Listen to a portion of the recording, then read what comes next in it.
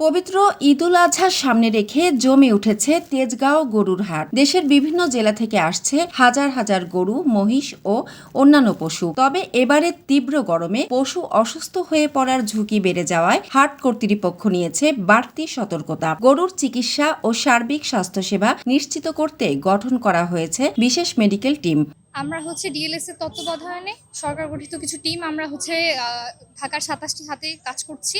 আমরা একদম গরুর প্রাথমিক চিকিৎসাগুলোকে কেন্দ্র করে আমাদের টিমগুলো কাজ করছে। যেমন ধরেন একটা গরু তো অনেক দূর জার্নি করে আসার কারণে অনেক স্ট্রেসে থাকে বা ব্যথা পায়। একদম প্রাথমিক যে চিকিৎসাগুলো কোনো ধরনের কোনো অ্যান্টিবায়োটিক না, স্টেরয়েড না, কিছুই না, বরং আমরা উইথড্রয়াল পিরিয়ডটা মেনটেন করার এবং মানুষকে উইথড্রয়াল পিরিয়ড ব্যাপারে সচেতন করার জন্য সর্বোচ্চ চেষ্টা করে যাচ্ছি।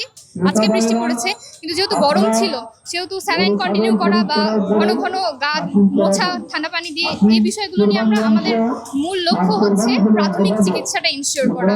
পশু চিকিৎসক ও স্বেচ্ছাসেবকদের সমন্বয়ে কাজ করছে এই টিম। হাটে অসুস্থ পশু শনাক্ত করে তাৎক্ষণিক চিকিৎসা দেওয়া হচ্ছে। এছাড়াও গরমে পশু যেন হিট স্ট্রোকে আক্রান্ত না হয় সেজন্য রাখা হয়েছে পর্যাপ্ত পানি সরবরাহ, ছায়াযুক্ত বিশ্রাম ব্যবস্থা এবং স্প্রে করে ঠান্ডা রাখার উদ্যোগ। হাটে আসা অনেক ব্যবসায়ী বলছেন এমন উদ্যোগ থাকায় তারা স্বস্তি বোধ করছেন।